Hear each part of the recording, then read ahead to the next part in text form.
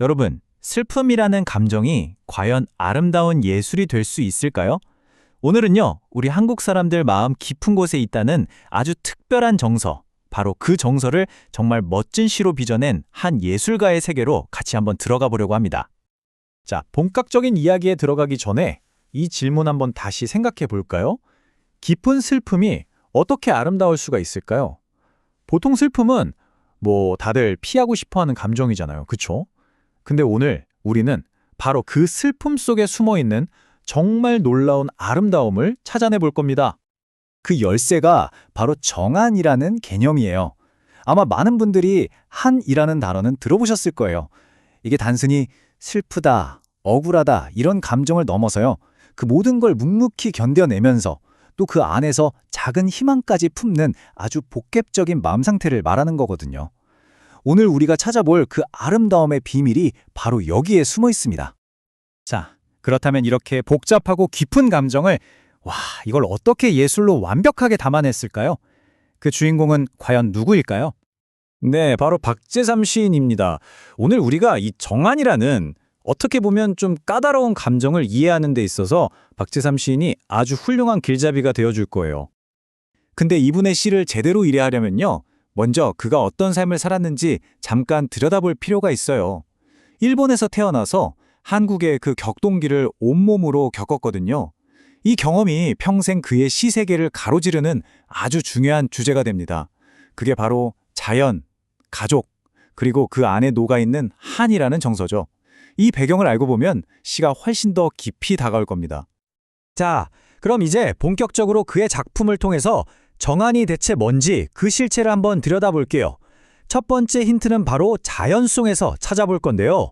과연 자연이 어떻게 인간의 이 깊은 감정을 대신 말해줄 수 있는지 한번 같이 보시죠. 바로 박재삼 시인의 대표작 중 하나인 울음이 타는 가을강입니다. 와, 제목부터가 정말 강렬하지 않나요? 울음이 탄다니. 자, 이 시를 통해서 정한의 첫 번째 실마리를 한번 찾아보겠습니다. 시는 이렇게 시작해요. 마음도 한자리 못 앉아있는 마음일 때 정말 마음이 너무 뒤숭숭하고 심란해서 친구의 그 서러운 사랑 이야기를 들어주러 나서는 장면으로 시작하죠. 벌써부터 시 전체에 뭔가 애틋하고 슬픈 분위기가 싹 감도는 게 느껴지시죠? 바로 이 지점에서 박재삼 시인만의 정말 놀라운 기법이 드러납니다. 보세요. 처음에는 아주 개인적인 감정에서 시작하잖아요. 친구의 슬픔에서 시작해서 이게 화자의 울음이 되고 마침내는 울음이 타는 강이라는 어마어마한 자연현상으로 확 커져버려요. 한 사람의 그 작은 감정이 거의 우주적인 스케일로 번지는 순간인 거죠. 이게 어떻게 가능한 건지 좀 더 자세히 들여다볼까요? 시인은 친구의 그 슬픔이라는 감정을요, 강이랑 저녁 노을에 그대로 투영시켜버리는 거예요. 해질녘에 붉게 물든 강을 상상해보세요. 그게 마치 슬픔 때문에 막 불타오르는 것처럼 보이게 만들고 결국에는 강 전체가 나랑 같이 엉엉 우는 것처럼 느껴지게 만드는 거죠. 이렇게 해서 개인의 슬픔이 자연 전체의 거대한 울음으로 바뀌는 겁니다. 자, 이렇게 거대한 자연이라는 캔버스에서 감정을 읽어봤다면 이번에는 반대로 아주 작고 아주 내밀한 가족의 기억 속으로 한번 들어가 보겠습니다. 여기서 정한의 두 번째 힌트를 찾아볼 거예요. 두 번째로 만나볼 작품은 추억에서라는 시입니다. 이 시는요, 특히 가난과 사랑이라는 그 힘든 상황 속에서 피어나는 한에 집중하고 있어요. 이 시의 세계를 보면 딱 두 가지 모습이 나란히 존재해요. 한쪽에는 정말 춥고 배고픈 가난한 현실이 있죠. 해진 옷, 차가운 맨바닥 같은 정말 암울한 모습이요. 하지만 바로 그 반대편에는 그 모든 걸 이겨내는 어머니의 어떤 빛나는 정신, 강인한 사랑이 딱 버티고 있는 겁니다. 그리고 이 모든 대립되는 이미지들을요, 딱 하나로 합쳐주는 상징물이 등장합니다. 그게 바로 은전 한잎이에요.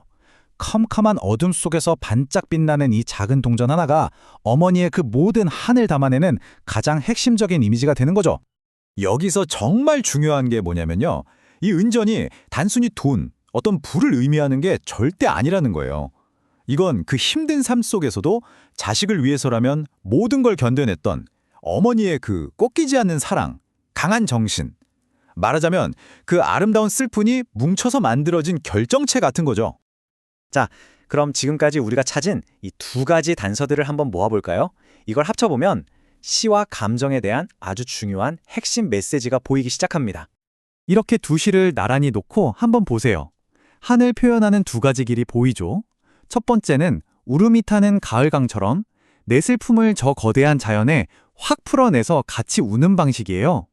그리고 다른 하나는 추억에서처럼 모든 고난을 내 안으로 단단하게 모아서 저 빛나는 동전처럼 하나의 상징으로 딱 만들어내는 방식이고요. 바로 이 지점이 박재삼 시인이 정말 대단한 이유입니다. 그는 한이라는 눈에 보이지도 않는 이 추상적인 개념을 그냥 말로만 설명하지 않아요. 불타는 강, 빛나는 동전처럼 우리가 직접 눈으로 보고 손으로 만질 수 있을 것 같은 구체적인 이미지로 확 바꿔버리는 거죠. 덕분에 우리는 그 복잡한 감정을 훨씬 더 깊이 온몸으로 이해하고 공감하게 되는 겁니다. 결국 오늘 우리가 함께 내릴 수 있는 결론은 이거예요. 시라는 건, 특히 박재삼의 시는 우리 마음속에 있지만 말로는 도저히 다 표현할 수 없는 그런 감정들에게 구체적인 형태와 목소리를 선물해주는 예술이라는 거죠. 자, 오늘 이야기는 여기까지입니다. 마지막으로 여러분께 질문 하나 드리면서 마무리할게요. 만약 여러분 마음속에 있는 말로는 설명하기 참 힘든 어떤 감정을 딱 하나의 이미지로 그려본다면 그건 과연 어떤 모습일까요? 오늘 이야기가 끝나고 한번 조용히 생각해보는 시간을 가져보시는 것도 참 좋을 것 같습니다.